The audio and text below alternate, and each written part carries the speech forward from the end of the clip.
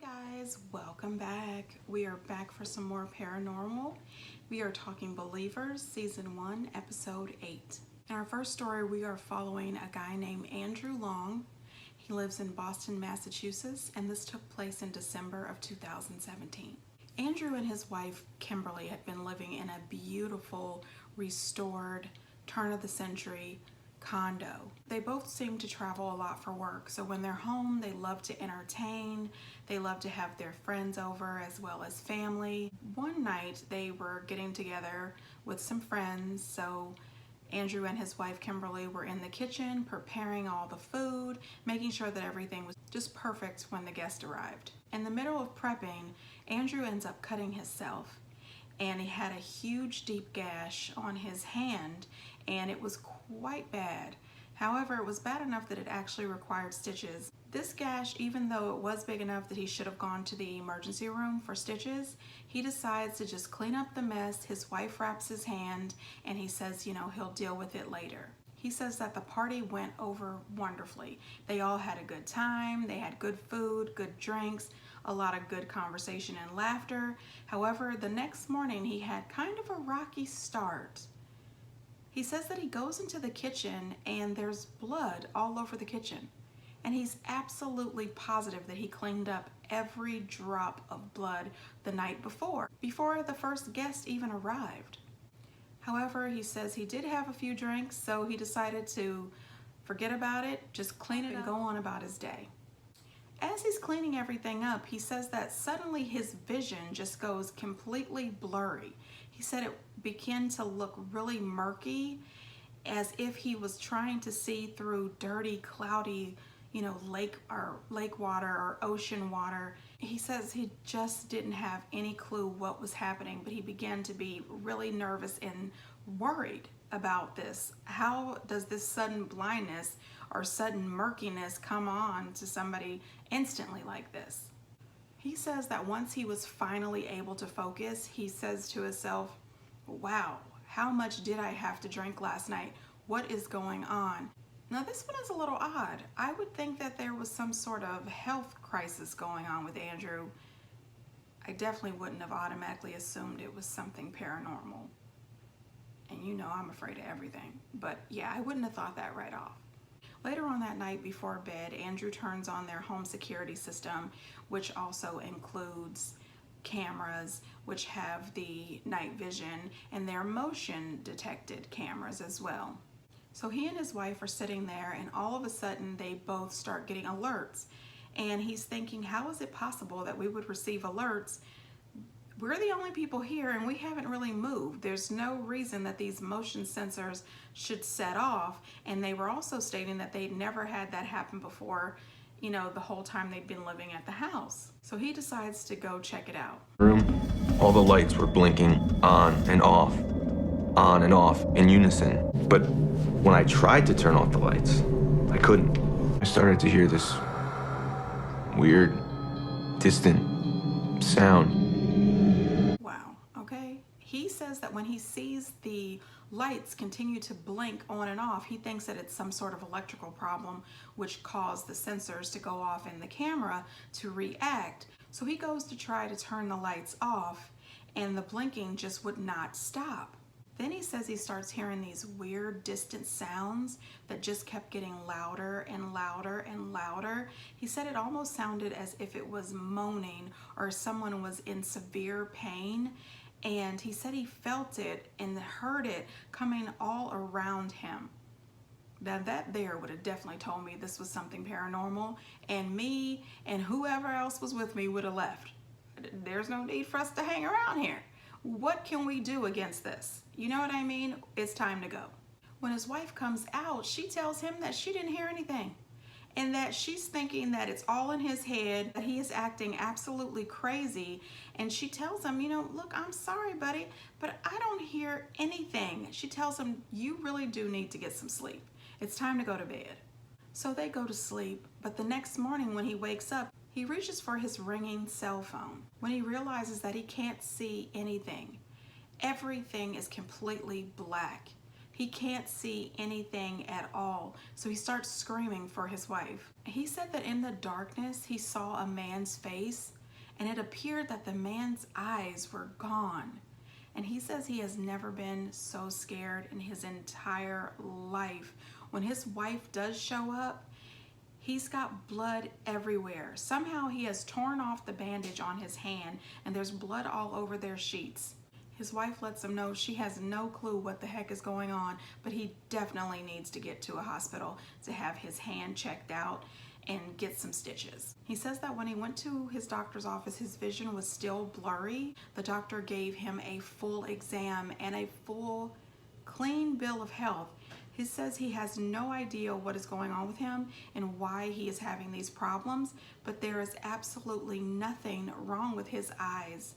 As his doctor is filling out his chart, he recognizes his address. He tells him that his address was originally the Suffolk County Eye and Ear Hospital in the 1800s.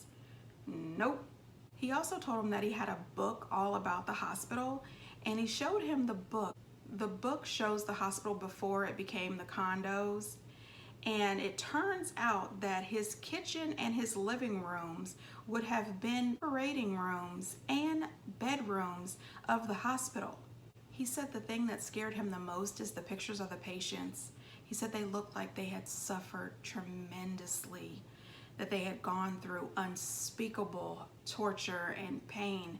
And the doctor tells him he's very lucky that he didn't live in the 1800s because medicine was totally different then.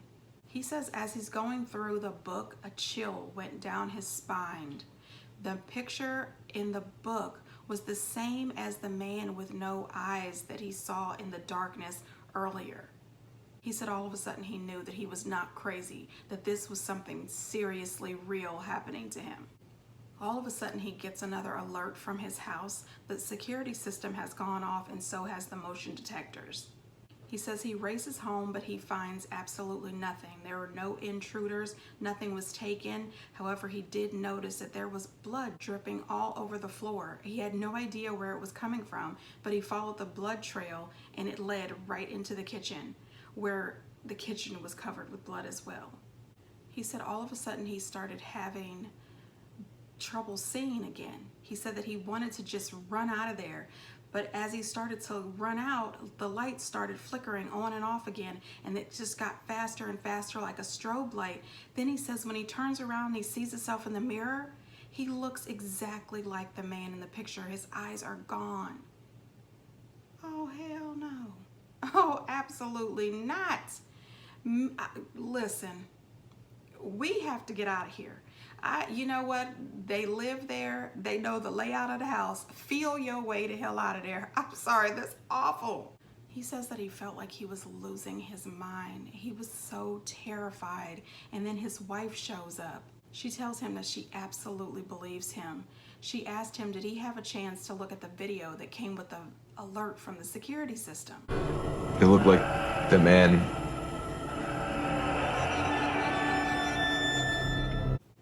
They moved out 2 weeks later, and he was hoping that things would stay calm long enough for them to pack up all of their things and go, but there was no chance of that. And in the kitchen, the knives began to shake.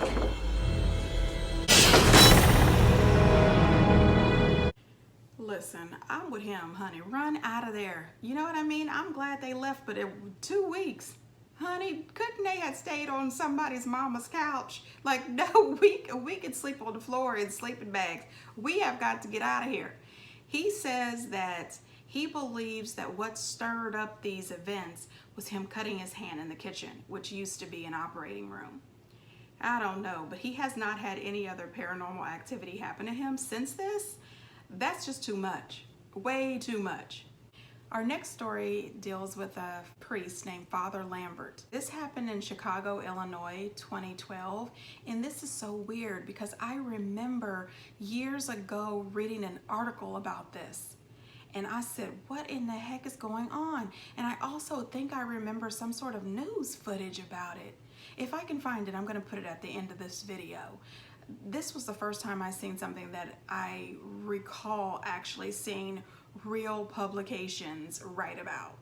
In 2012, Father Lambert at that time had been serving at St. Anthony's for 11 years. When he was asked by a social worker to visit a mother and her children who were having some trouble in their home that she had recently just rented, and it was in a very nice neighborhood on State Street.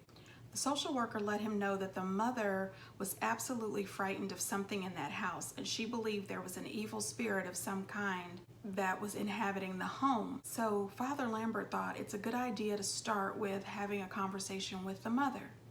So on June the 6th, 2012, Father Lambert visits Felicia Washington's home with a social worker and a police officer. The mother's 2 boys had been placed in protective custody until they could determine if the house was safe or not. So Father Lambert goes to the house and he sits down to have a conversation with the mother, Felicia. However, he says his first impression was really that she did not want to be there. He asked her if she could tell him what was happening. She says that when they first moved into the house, everything was fine. Then at night, she started hearing sounds coming from the basement, and she said something's in the basement. She would catch a glimpse of something with very brightly colored red eyes. See, that's why she don't want to be there, Father Lambert. I would never, you know what? Give me back my first month's, last month's, and security deposit. We are out of here. I don't care who comes over here.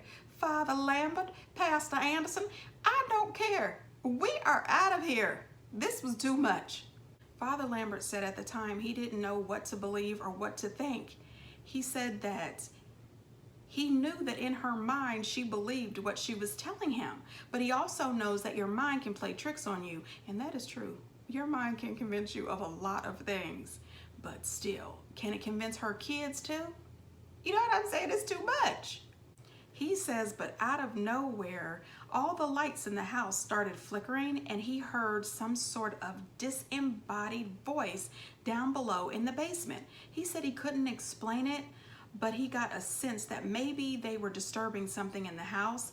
He felt a heavy presence that was descending upon them. All of a sudden, Felicia says she's not feeling well. I wouldn't be feeling well either. Are you kidding me? What are you hearing? Father Lambert, let's go. Felicia was gone. She was physically still there, but it was as if something or someone else was in control. The sound she made, it was not human. He said he pulled out his crucifix, and just like that, whatever it was had gone. Felicia was back. Okay, now is when we leave. Now is when we go outside. I say a blessing for Felicia. And girl, get in your car and see if you can live with your family. I mean, what? Leave all the stuff in the house. Like, just let it stay. Let whatever's in the basement have the furniture. We'll set up a GoFundMe. I mean, I would never go back in that house again. I'm just saying, nope, not your girl. I need to move.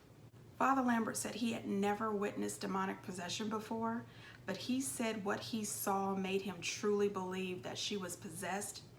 He said there was some sort of connection with a demon in the basement, so he said he knew that they needed to go down there. Do we need to go down there? How about you go down there and I'll wait outside by the car? I mean, really, we don't need. You and the policeman, go on down to the basement. Me and the social worker outside. I'm telling you, if I was that social worker, I said, this is too much. You don't pay me enough for this. I mean, what? I'm gonna meet y'all out at the car. So they all head downstairs, because you know that's what they do. They head downstairs and they all go single file. Single file down the steps. He says that as they're going down the steps, they try to be as quiet as possible. He says that they try to not even breathe too loud because they were afraid that any noise would awaken something evil. Dude, the woman was just possessed 2 seconds ago. It's awake. What? I wouldn't even know, because I'd be outside reading the Psalms. I can't. Officer Thompson caught something on his phone. It looked like a demonic face. There was something on the ceiling. Father, look! Honey, listen, they ran and so would have I. But you know, I really wouldn't have had to run because I would have already been outside in the car with my seatbelt on. I'm not going out of that basement. Anyway, as they left, the officer sees something in the window and takes a picture. Father Lambert said that he wrote to the bishop to detail everything that he's seen in that house and everything that he heard. He also asked permission to perform the rites of exorcism, which would be his absolute first exorcism. This takes place on June 15th, 2012. Father Lambert returned to Felicia's house with the social worker and the police officer. Father Lambert documented the proceedings. I command you to reveal yourself. Hell and all your companions. You know what? That social worker, does she really have to be there? I mean, I appreciate her dedication, but really? I don't think so. I'm gonna be sick today. I'm just saying, I would have called off. I just can't make it today for the exorcism. Father Lambert said what he saw changed him, terrified him. He will never be the same the rest of his life. He checked on Felicia several times after that day. He said that it was plain to see that she is now unburdened, and he wrote the bishop to report what happened. As of the time of the filming, Dr. Lambert says he has now conducted 8 exorcisms, and he says it does not get easier. And you know what? I believe Father Lambert. And you know what else? I appreciate Father Lambert for stepping up and taking care of these things. I just can't imagine. Our next story follows a guy named Officer Alvarez. This takes place in Flagstaff, Arizona, September 2014. He says that he works by himself. He works the graveyard shift, the 6 p.m. to 6 a.m., and that he is always there by himself, and he's fine because everything is truly quiet, and he really enjoys the peace. However, one night at around midnight, he says he hears a loud clanging noise. He said this noise sounded like somebody was actually rattling the door and trying to get into the jail where he works. He says that he goes to check, but he doesn't see anybody. So he decides to walk the halls of the building just to see if he can see anyone at all. As he's walking through the building, he sees absolutely no one. So he decides to go outside and check the prisoner transport area behind the jail to see if there was anything going on back there. He goes back there. He says everything is locked up just like always. There's no one back there, nothing happening. So he goes back to his desk, and then he hears the faint sound of something like drums. So he says that even though that's really weird, who would be playing drums? He still decides, okay, I'm gonna go check it out. So he goes and he's checking the place out. He's looking through all of the offices, all the different rooms in the building. He goes to check for the police records where they have all the archived police files, and he says everything looks fine. Everything looks absolutely perfect. He's thinks to himself that he's just not getting enough sleep during the day and that he's clearly losing it. So he goes back to his desk.